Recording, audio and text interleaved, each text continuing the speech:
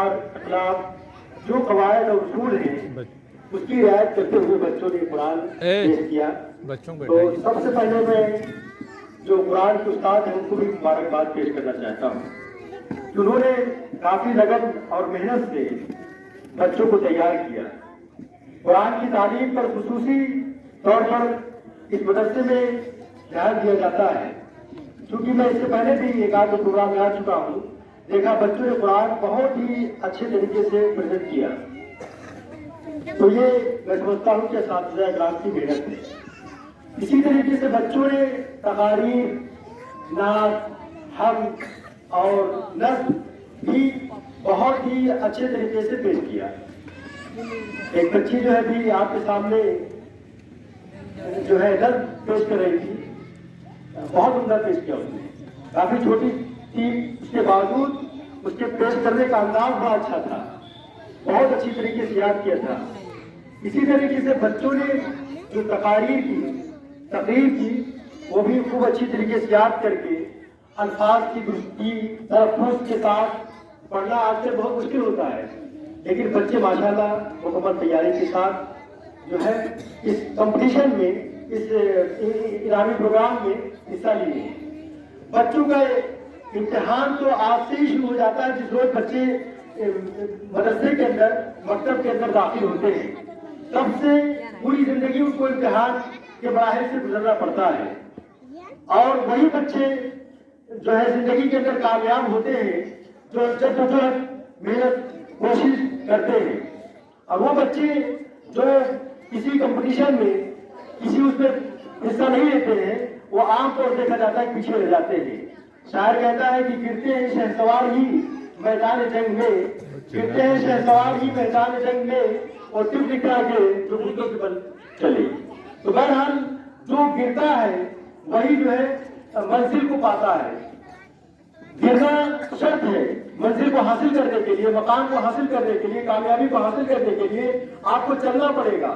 بچے جو پیدا ہوتے ہیں تو سب سے پہلے ریکھتے ہیں, پھر اس کے بعد قدموں کی بل چلتے ہیں, پھر اس کے بعد کھڑے ہوتے ہیں, پھر کھڑے ہونے کے بعد جو ہے مکمل طور پر چلنا شروع ہوتے ہیں. تو جو کوشش کرتا ہے, جو جتنا جلدی کوشش کرتا ہے وہ بچہ اتنا جلدی چلتا ہے. اسی طریقے سے دنیا کے اندر اگر آپ کو کامیابی حاصل کرنا ہے, کسی میدان کے اندر آگے بڑھنا ہے, تو آپ کو کیا کرنا پڑے گا؟ محنت کرنا پڑے گا, جدوجہد کرنا پڑے گا, کوشش کرنی پڑے گی. اسی طریقے سے اساتذہ کرام کو یہ امتحان صرف یہ نہیں ہوتا ہے کہ ایک انعامی پروگرام ہو گیا اور مسابقہ ہو گیا, بچے کون زیادہ نمبر حاصل کیا, کون آگے بڑھ گئے, یہ نہیں ہے. بلکہ اس کے اندر یہ بھی دیکھا جاتا ہے, یہ اساتذہ کی ذمہ داری ہے کہ یہ دارومحل جو بچوں کے اندر ہے, بچوں کے اندر جو ان کی صلاحیت ہے, جو پوشیدہ صلاحیتیں ہیں, ان کو ابھارے اور انہیں بچوں میں سے سلیکشن کریں ان بچوں کا جو جس کے اندر جسم کی مہارت ہے. مثال کے طور پر ایک بچہ جو ہے نعت اچھی پڑھتا ہے تو اس کی کوالٹی کو دیکھ کر اس کے نعت کی طرف یا سنگنگ کی طرف جو بھی چیزیں ہیں اس کی طرف اس کو ابھارا جائے اور اس کی صلاحیت کو بروئے کار لایا جائے. اسی طریقے سے اندر جو بچے تقریر کی صلاحیت اچھی رکھتے ہیں, جو خطاب اچھا کرتے ہیں, ان کے اندر گویا کہ ان کی ترسومی کے اندر خطاب کا مادہ پایا جاتا ہے. تو اساتذہ کی ذمہ داری ہے کہ ان بچوں کے اندر خطاب کی جو صلاحیت اس بچے کے اندر ہے اس کو نکھارے, اس کو ابھارے اور اس بچے کی ٹریننگ دے اس طریقے سے وہ بچہ جو ہے مستقبل میں ایک اچھا مقرر ہو جائے, مقرر بن جائے.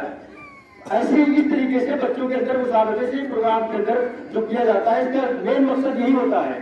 صرف مسابقت آگے بڑھنا ہی نہیں ہوتا ہے, مقصد ہوتا ہے کہ بچوں کی جو صلاحیتیں ہیں ان کی صلاحیتوں کو ابھار کر ان بچوں کو جو ہے کسی میدان کے اندر کس فیلڈ کے اندر بچہ جانا چاہتا ہے اس کا سلیکشن ہو. تو اس پر اساتذہ کرام کو بھی توجہ دینے کی ضرورت ہے. اسی طریقے سے بہت سے بچے جو قرآن بہت اچھا پڑھ رہے ہیں, تجوید کے ساتھ کر رہے ہیں, ان کا لہجہ بہت اچھا ہے, تو ایسے بچوں کو حافظ یا قاری بنانے کی طرف بھی بچوں کو لگانا چاہیے. بہرحال کہنے کا مقصد یہ ہے کہ جس کی جو صلاحیتیں ہیں ان بچوں کو اساتذہ کرام پڑھ کے دیکھے, جانچے, اس میدان کے اندر اس کا مستقبل بھی یہی سیکھے گئے. ایک مکتب سے بھی جو ہے کیریئر بنایا جا سکتا ہے, شروعات وہی سے ہوتی ہے, اس کے بعد وہی بچے جو ہے آگے بڑھ کر جو ہے کامیاب ہوتے ہیں. تو بہرحال ماں کی, ماسٹر صاحب نے جیسا کہ کہا, ماں کی سب سے بڑی ذمہ داری ہے بچوں کو پڑھانے کی, والدین کی سب سے زیادہ ضروری ہے, لیکن ماں کی بچوں کی تربیت گھر میں رہتی ہے مستقل دیکھتی ہے ان کی تعلیم تربیت پر وہ خصوصی طور سے دے تو بچے جو ہے آگے بڑھ سکتے ہیں. کیونکہ اپنے یہاں ماحول یہ ہے کہ مرد حضرات جو ہے رہتے نہیں ہیں عام طور پر, عورتیں اویلیبل رہتی ہیں, مہیا رہتی ہیں, اور وہی بچوں کی تعلیم و تربیت پروری کو برداشت کرتی ہیں. تو چاہیے کہ مائیں جو ہے بچوں کے اوپر خصوصی طور سے دیں, اس کی صحت کا خیال رکھیں, ان کی صفائی ستھرائی کا بھی خیال رکھیں جیسا کہ کہا مجھ سے پہلے ماسٹر صاحب نے. اور اسی طریقے سے ان کی روحانی غذا جو علم ہے, علم کی دولت سے ان کو آراستہ و پراستہ کرے, ان کو علم دین کی تعلیم دے. اگر وہ پڑھی نہیں ہے, کم پڑھی ہے, تب بھی ان کی نگرانی کرے. دیکھیے بچوں کی کیا ضرورت ہے, کم سے کم ان کی جب حرکت سے اندازہ لگ جائے گا کہ بچہ پڑھ رہا ہے. اور اس دور میں موبائل ایک بہت بڑا خطرہ ہے, اس سے بچوں کو بچانے کی بہت سخت ضرورت ہے. بس کچھ وقت کے لیے بچوں کو دے اپنی نگرانی کے لیے. کچھ اچھے پروگرام ہیں تو وہ آپ ان کو دکھائیں, لیکن باقاعدہ بچوں کو مطالعے کی طرف راغب کریں, بچوں کو کتابیں پڑھانے کے شوق دلائیں, اچھی اچھی کتابیں کے لیے لائیں اور دینی چیزیں سنائیں. تو اس سے انشاءاللہ بچوں کا مستقبل روشن اور تابناک ہوگا. میں بھی چند باتوں پہ اپنی بات ختم کرتا ہوں. واقع